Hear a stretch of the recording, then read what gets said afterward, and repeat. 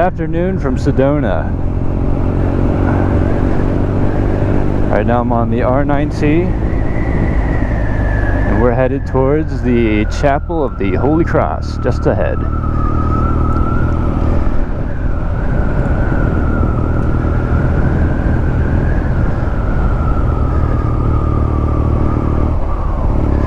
So this is a 2020 BMW R9T Scrambler. I picked this up in California, Riverside, California. Went to Joshua Tree.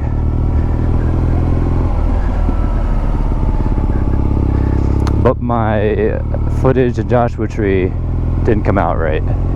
It was all too low. So I'm hoping I angled this up correctly to get these gorgeous mountains, buttes, rocks, whatever you want to call them,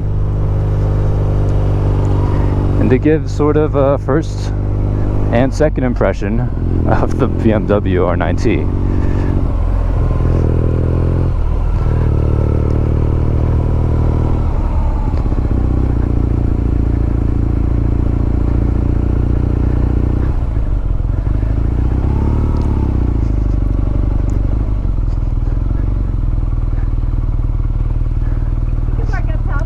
Thank you.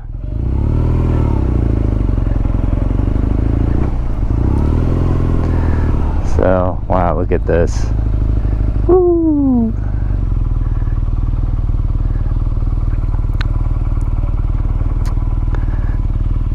Wow, this is incredible. Okay. So, I'll do a walk around just to give you a sense of all the dimensions. I think this bike is just striking.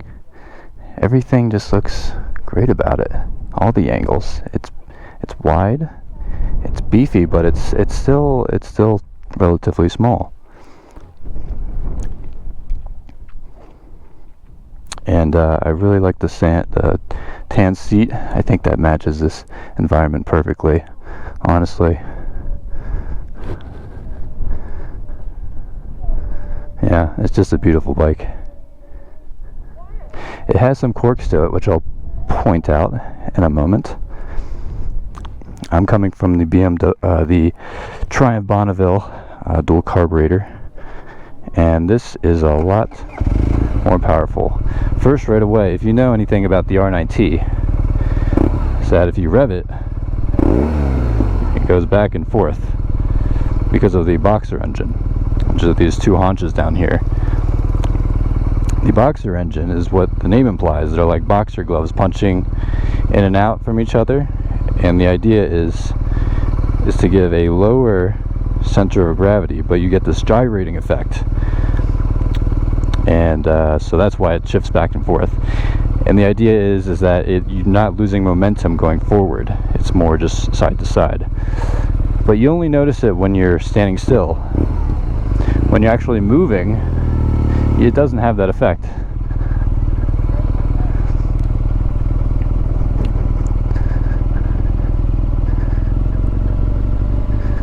So this is what is this? This is a 1170cc engine, produces 110 horsepower, 86 foot-pounds of torque. I might be saying this wrong. I probably am.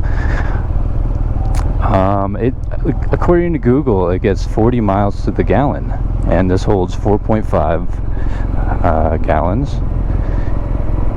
So that's roughly around 160 miles, depending on how fast you're going.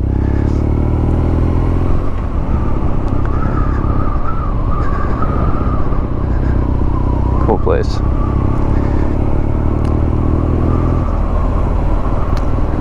And yes, so I will be going across country with this motorcycle.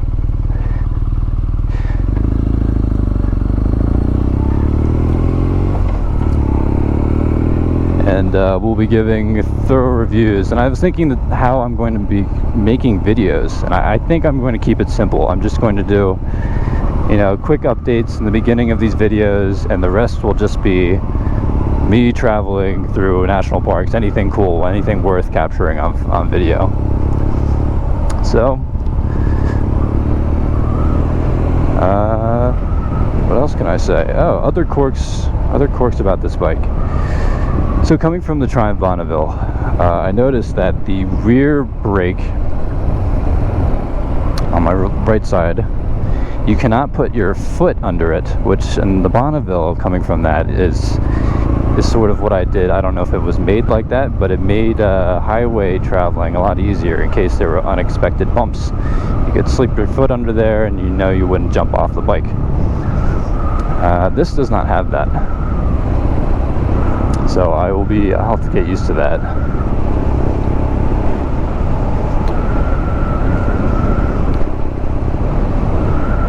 The turn signal gauge is a little different because, you know, being a little OCD, I'm always checking to see if my thing's off, and when it's off in the Bonneville,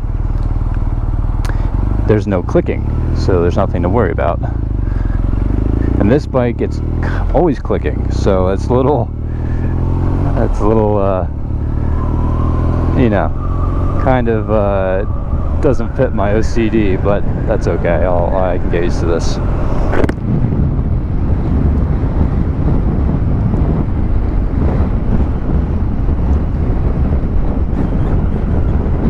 But it is a very fun bike.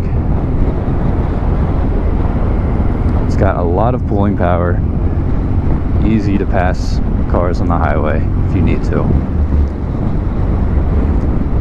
But wow, just look at this view.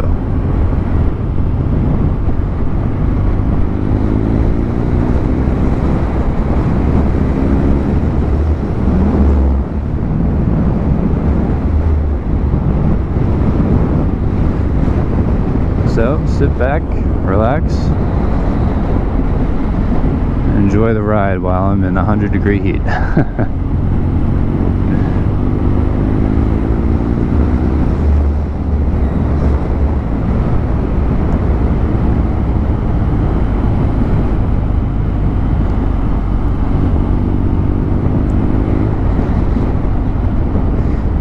And the exhaust in this, the Akrapovic, is very cool. It's very fun. It has a gurgle to it at the end if you're off the throttle.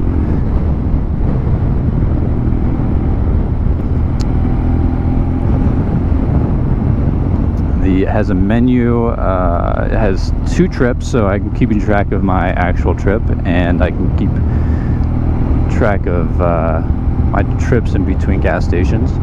I try to fill up around 100 miles per tank, just for ease of mind.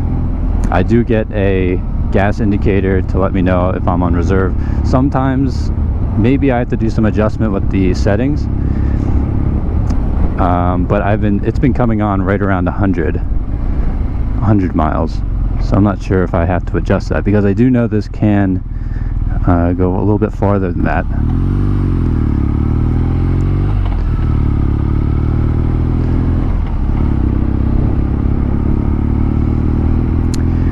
Engine temperature, typically, according to the dealership, you want to keep that around 200 to mid 200s. It's an oil and air cooled engine, so that's not really an issue. It's the same engine as the GS, the adventure bikes, which is typically what you use for cross country, but I went a little bare bones on my cross country trip. Yeah, so no windscreen, obviously. It's considered a naked bike, so none of that extra stuff. It does have heated grips.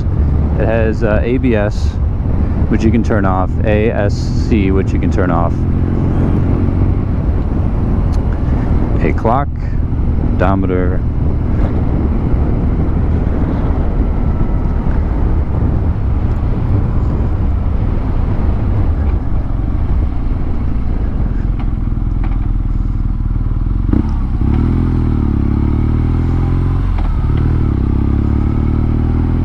see, I don't know if you saw that, but I'm clicking this button already. According to the name, the Scrambler, you can take this off-roading. These are street tires, but according to the dealership, you can take this off-roading on the trails, and I'm not sure if I want to do that, just because I'm going cross country. I think I want to keep my tires intact. But that's good to know. The suspension's a little harsh. I know it comes with a tool that you can adjust it, the suspension, the back suspension, but I haven't done that yet. And maybe I will, but maybe I'll wait until I go to the dealership after 600 miles. Once I'm in Denver, I want to get a service check on this.